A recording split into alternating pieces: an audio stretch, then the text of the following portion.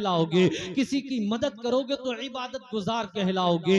लेकिन हम नबी अकरम सल्लल्लाहु अलैहि वसल्लम की बारगाह में इल्तिजा करते हैं, ए मेरे मुस्तफा, ए अब्दुल्लाह के प्यारे, ए मेराज के दूल्हा, जरा ये तो बताओ सबसे बड़ा इबादत गुजार कौन होता है? जिसकी इबादत जो करे अगर वो इबादत, तो उसका मर्तबा सारे इबादत करने वालों से बढ़ जाए। वो कौन सा इबादत करने वाला होता है? मेरे आका फरमाते हैं कि सबसे बड़ा इबादत गुजार इंसान वो होता है जो कुरान पाक की तिलावत करता है और कुरान पाक की तिलावत के बाद उस पर अमल भी किया करता है। सबसे बड़ा इबादत गुजार वो होता है। ऐ मेरी कौम के लोगों, आओ मेरे मुस्तफा की बारगाह में आओ, आओ मेरे आका की बारगाह में आओ, आओ मेरे आका की बारगाह में इल्तिजा करते हैं। मेरे आका करीम है कि मस्जिद नबवी में तशरीफ रखते हैं, सहाबाए कराम बैठे हुए हैं, मेरे प्यारे इल्मो हिकमत की बातें चल रही है। मेरे आका सहाबाए कराम से फरमाते हैं, मेरे सहाबा तुम जानते हो कि दिलों को इंसान के जंग लग जाती है,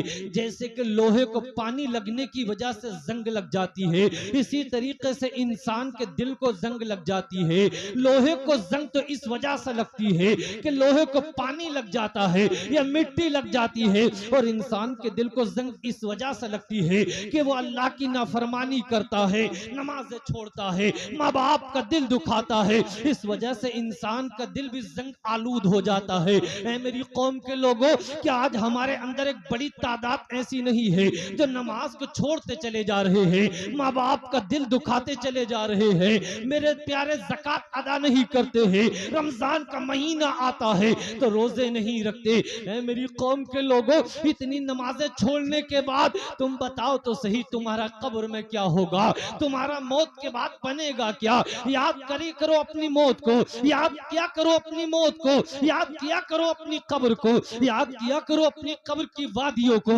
याद किया करो अपनी कब्र की दहशत को, याद किया करो कब्र की होलनाकी को, याद किया करो कब्र की तारीकी को।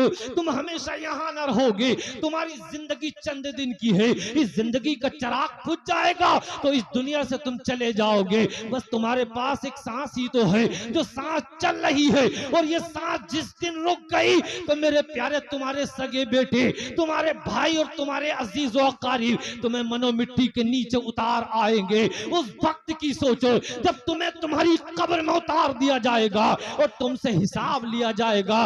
बता जवानी कैसे गुजारी, बता दूसरों का माल कितना खाया, बता दगाबाजी कितनी की, बता धोखाबाजी कितनी की, बता तूने मस्जिद के इमाम के साथ क्या किया, तूने माँ बाप का अदब एहतराम किया या नहीं किया। मेरी कौम के लोगों, ऐसे हालात में तुम कैसे जवाब दे पाओगे? तुम्हें कोई बताने वाला ना होगा, तुम्हारा कोई यारो मददगार ना होगा, तुम्हारी कोई हिमायत और हमदर्दी करने वाला ना होगा। उस वक्त की तैयारी करो। मेरी कौम के लोगों, आका करीम फरमाते हैं कि इंसान के दिलों को जंग लग जाती है, किस वजह से? अल्लाह की नाफरमानी करने की वजह से। आज हमारी कौम के अंदर एक बड़ी तादाद ऐसी है जो अल्लाह की नाफरमानी कर रही है। जिस एंगल से देखो, जिस तरफ से देखो, हम अल्लाह की नाफरमानी करते नजर आ रहे हैं। हर घर में देखो, अगर 5 लोग रहते हैं तो पांचों के पांचे बेनमाजी है। 5 पे अगर चेहरों पे नजर डालो तो 5 के 5 दड़ मुंडे हैं। अगर 4 बेटे कमा रहे हैं लेकिन माँ बाप फिर भी भूखे और प्यासे मर रहे हैं, दवाई दिलाने के लिए किसी के पास पैसे नहीं है। ए मेरी कौम के नौजवानों, जरा तुम तवज्जो तो करो। आका करीम फरमाते हैं इंसान जब अल्लाह की नाफरमानी करता है उसके दिल पे जंग लग जाती है। ए मेरे प्यारे साहबाए कराम अर्ज करते हैं, ए मेरे मुस्तफा जरा ये बताओ इंसान के दिल की जंग कैसे छूटेगी, इंसान का दिल साफ कैसे होगा? मेरे आका फरमाते हैं, ए मेरे साहबा, तुम 2 काम करते रहना, तुम्हारा दिल साफ हो जाएगा, तुम्हारे दिल पर अल्लाह की रहमत हो जाएगी। पहला काम तो ये है कि तुम कुरान की तिलावत करते चले जाना, और दूसरा काम ये है कि तुम अपनी मौत को कसरत से याद करते चले जाना। जब तुम कुरान की तिलावत करोगे, मौत को याद करोगे, तो तुम्हारे दिल की जंग खत्म हो जाएगी, गुनाहों की नफरत पैदा हो जाएगी और नेकियों की मोहब्बत पैदा हो जाएगी। सुभान अल्लाह। नारे तकबीर, नारे रिसालत, अज़मत कुरान, उलमाए अहले सुन्नत। सुभान अल्लाह, सुभान। मेरे प्यारे अपनी मौत को याद किया करो, अपनी कब्र की तैयारी किया करो। ऐ मेरे प्यारे आप जलसे में आए हो, ऐ मेरे प्यारे ये जलसे रोज नहीं होते हैं, ये जलसे हर वक्त नहीं होते हैं। उलमाए किराम हर वक्त आपके इस तरीके से तकरीर करने के लिए नहीं बैठते हैं, हम भी हर वक्त ऐसे नहीं होते हैं। अब मेरे प्यारे आपने अपना वक्त जब दे ही दिया है, आप मेरे प्यारे मदरसा जामिया कादरिया फैजुल कुरान के जलसे के नीचे आए हैं, उलमाए किराम के बयानात को सुनने के लिए आए हैं, तो अपने दिल के कानों से सुनिए, बात को अपने दिल में उतारिए और जज्बा बनाइए, इरादा बनाइए कि इंशाअल्लाह यहाँ से अपने गुनाहों से तौबा करके जाएंगे। आज से नमाज की पाबंदी का इरादा करके जाएंगे, आज से माँ बाप का दिल नहीं दुखाएंगे, माँ बाप की फरमाबरदारी करेंगे, अपनी मस्जिद के इमाम के साथ अच्छा सुलूक करेंगे। ऐ मेरी कौम के लोगों, जब तुम्हारे अंदर ये नेकियों का जज्बा पैदा हो जाएगा तो हर दुनिया की ताकत तुम्हारे आगे झुकती हुई नजर आएगी। ऐ मेरी कौम के लोगों, आज कारी अरशद साहब ने, आज मेरे प्यारे इनके साथ दूसरे भाई ने आज जो मेहनतें की है, अभी मदरसे में आकर मैंने मदरसे के रंगो रोगन को देखा। मैंने भी 25 साल मदरसों में गुजर गए हैं, 15 साल तक पढ़ता रहा, 10 साल से पढ़ा रहा हूं, लेकिन जो मदरसे की रौनकें देखी, जो मदरसे की सफाई सुथराई देखी और छोटे छोटे तलाबा का मेरे प्यारे रहने सहने का तरीका देखा, अल्हम्दुलिल्लाह, मैं किसी लालच की वजह से नहीं कह रहा हूं, लेकिन मेरे दिल के अंदर इतनी खुशी हुई, इतनी खुशी हुई। मेरे प्यारे ये इनके सगे बेटे नहीं है, ये इन्हें मेरे प्यारे पढ़ने के बाद जब इन बच्चों को ये हाफिज कुरान बना देंगे तो ये बच्चे इन्हें लाख 2 लाख नहीं देकर जाएंगे, 10-20 हजार नहीं देकर जाएंगे, या मेरे प्यारे कुछ और इनाम ना देकर जाएंगे, लेकिन इन बच्चों के साथ इन्होंने वो काम किया है, इनके माँ बाप के साथ वो एहसान किया है, इस बस्ती वालों के साथ वो एहसान किया है, जहां से अल्लाह का दीन बढ़ता है, जहां से मुस्तफा की शरीयत बढ़ाई जाती है। बेशक हक है। वाह वाह वाह। मेरे प्यारे, आज तुम ये समझते हो किसी ने 4 गाड़ियां ले ली तो वो बहुत कामयाब बन गया, किसी ने बेहतरीन बिल्डिंग बना ली तो वो बहुत कामयाब हो गया, किसी ने और कोई बड़ा कारोबार खड़ा कर दिया तो तुम ये समझते हो कि इसने बहुत कामयाबी हासिल कर ली, कोई प्रधान बन गया, कोई ठेकेदार बन गया, तो लोग ये समझते हैं अरे साहब बड़ा कामयाब आदमी है, बड़ा अक्लमंद आदमी है। दौलत अक्लमंदी से नहीं है, वरना तो बड़े बड़े जो पढ़े लिखे लोग हैं रिस्क के लिए परेशान न होते। एक जाहिल आदमी के पास इतनी दौलत आ जाती है जिसका कोई ठिकाना नहीं है, जब अल्लाह जाहिलों के देने पर कादिर है तो वो आलिमों को क्यों नहीं दे सकता है, वो पढ़े लिखों को क्यों नहीं दे सकता है। आपका ये दिमाग है, आपकी ये जहानत है कि आप किसी जमींदार को कामयाब समझते हो, आपकी ये जहानत है, आपका ये इल्म है कि आप किसी प्रधान दीवान ठेकेदार को कामयाब समझते हो, लेकिन मेरे प्यारे न हम किसी प्रधान की मानेंगे, न हम किसी एमपी और एमएलए की मानेंगे, न हम किसी इंजीनियर की मानेंगे। अगर हम मानेंगे तो अल्लाह के हबीब की मानेंगे, मेराज के दूल्हा की मानेंगे, हम मानेंगे तो मुस्तफा जाने रहमत की मानेंगे, हम मानेंगे तो अब्दुल्ला के प्यारे की मानेंगे, हम मानेंगे तो हम आमना के दुलारे की मानेंगे।